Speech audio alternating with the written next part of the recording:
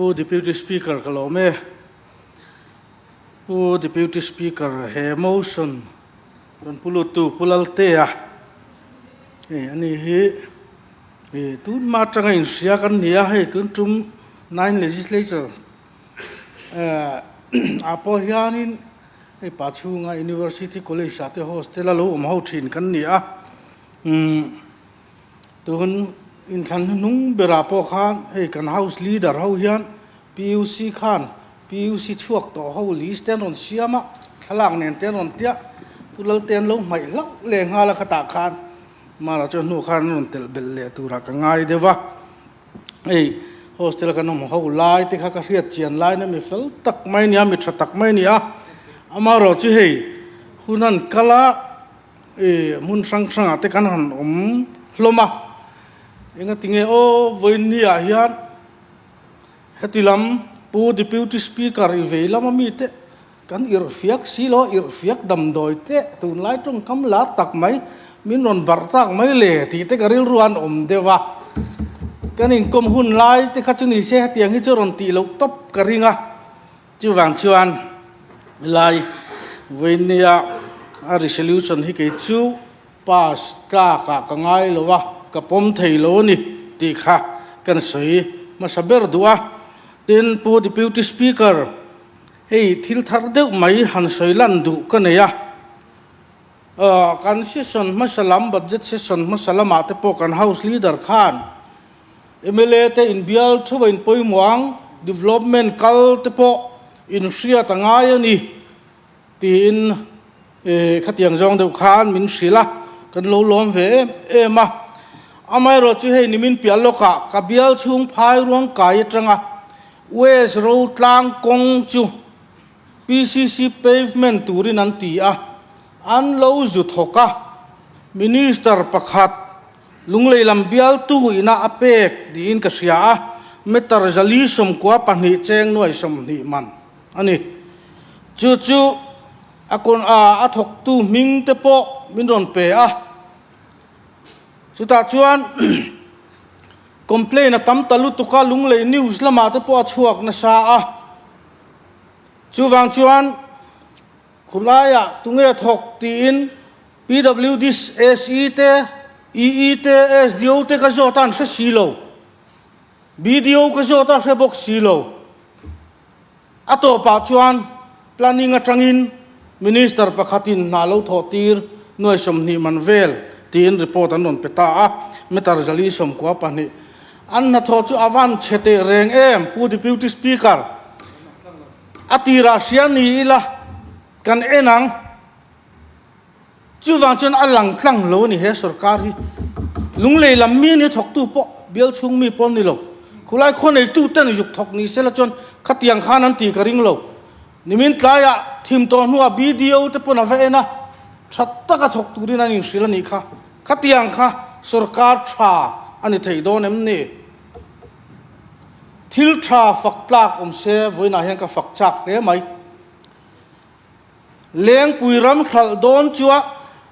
เลี้ยงปุยรำขัดโดนจนอันมันมอินอันรังเวียงไหมเห็นแต่ที่เอ็มนี่กันฝักไม่น่าตูดชันจู Air Force รำกันเลยตีร์แต่ที่มีกันฝักน่าชันตูเรียกงหนตากแต่ที่อาฝักเลี้ยไหมมาเสZPM น่าโถกันติงอัมเจมไอโซลบายพาสโรดซุมรอนลูดแต่ที่ZPM สวยชวนเอ็มจู่วางอินฝักน่าตูร์กันแล้วให้เราทิ้งทราเสร็จทราเฮียนเต็นผู้ Deputy Speaker ก็เรียกเชียนเวเดียวกับเบียลชุงประคัดกันสวยเละลกแต่งประเทศเรามาปุ่งเตกันติไม่ไหมZPM สุรการลิมขันมุนเพียบสัลนันมุลวะเกจีอาเจงสมทุมเต็นสัลนันจงอันดาตรอยนี่กับเบียลชุงไล่สุราลขวาโกรันอุปายนั่นมิสิลดานชวนนัวลีเวลินันประเทศรำอันทิ้นโลวนี่จู่วังชวนทุดิกกันสวยเหตุลินกษยาผู้ Deputy Speaker ตูนหุนาปกวันนักฟอนเทงิลปะแล้ววันนี้สมนิคานตุนทานิสมนิคานกับเบียลชูว่ามุนเพีย KG a cheng za som ni pan ni in an sal ZPM ne na sarkar an sal lo vai ne na an sal ni zo hen coin cheng KG a cheng som ria tin le turin an zukal ni om takani minon sil danin lo han ho mai ro anti chu enge kan fak na tur ZPM sarkar ma pon za som thum tin ani kan sal thin ni so thing te po cheng za chuang ten ani kha kan sal chu wang chuan tun sarkar a hian a ret ka bituk ti vel wang khan thil tam tak a chiat pha ni ten pu deputy speaker adot le kan saidu chu aizol khot pui chung kong te black top ani a lom om ka ti chu baka ATL road te po lai Walbeng road kan ti thin te MNF sarkar lai tlang kha kan ti kher te ang alom om hle mai tlan po tinuam PWD engineer te le thok tudang te ka fakke ma se hemi black top na tur sum hi khoya changalo kal nge ATL road contractor pani joint venture anti pakhat jokin atho le thei tak lo wanga terminate ni a kum sang ni le panga jun ni som panga khan ko ta ten zol ko thina ma se sarkarin thiam chang ti chon emene sarkarin kha an choi tur an poisa da kha fix dan lo da a chu kum som pakwa ani meu chuan cheng vai bel che som kwa le sing ruk tling manani chu mi mang chuan ani ai zol khopui kong dum zur te hi tun jet PM ina poisa an juk soi chua manga tiani lo MNF hun lai tang he tia lo kal to sum kal to khani MNF leiba kan nuchia tiang deuh khan MNF poisa da mangin kan black to pani te ti ve mai sela ka tiang zong a soi kan ching don ani chuan pu deputy speaker noi som ko le si noi som ko 0.6 khai tiel ro dan mang zo ani chuan vai bel se som kwa kum som pa ko chunga pung kha an mang zo chem nakina kan enang he house a hian pu deputy speaker thudik se tha in ka sia a chiang hang chu ten pu deputy speaker Keniang bial anga te chuan ration bu fai KG khat cheng som panga ni thin som thum ni ta ku kan har sapui khop mai thil dang ni ro se a har sa khopania in lona wang buk si mun phian sal thei buk si lo ka bial anga chuan ZPM le poisa hi wang em an ti tunin huna tun ma ni ka soi ni kha voin ni an sal me ka ni ka soi ni amai nan sal thei lo ni pu deputy speaker ten pu deputy speaker PCT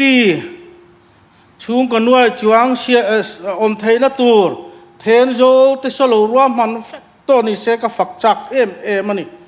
ten pu deputy speaker chimbial mi puita tan lung le ya MRI ti so lo bun ve ta sela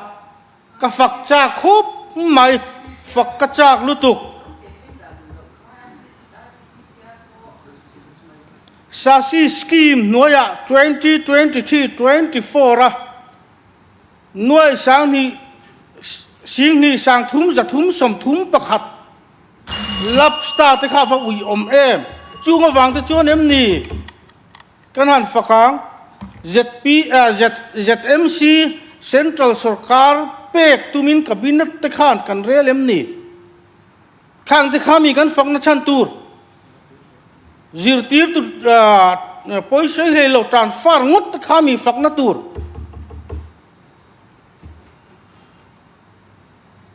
Sarkar che dan alang tlang che em cabinet ro rel chung chang te po ten pu deputy speaker GST tlaniam vak te hi sarkarin na atho tlem zia tilang tu ni chung te chu với nia hian ZPM sarkar kan fakna tura ni don em ni ke chuan fak har kati tin pu deputy speaker political transfer thin te hi he sarkar hi fakna tura omin ka khelova tin pu deputy speaker pakhat le cha kan soidu chu topna beratan nimin pialoka aizol khopui chunga ZPM unit president pakhatin miron call hol mai kan bial tupa hian vaibel chekhat an pe ni in kan sia an na tho kan frasi lo wa hau samin lo au chu sakte ti chung te chu thil tak tak an niam ka hrelo ZPM unit president aizol khopui chunga mi na minron phone ani hei chung te chu thil tak tak ani chon enge ni an la thok man lo nge chung te chu sarkar lang tlang ani em ZPM sarkari a tha tin kan fak thei don em ni ti kha pu deputy speaker ka soi thei tok ani he resolution hi ke chon pass tla ka ngai lo ti kha pu deputy speaker ka soi ni ro se kalome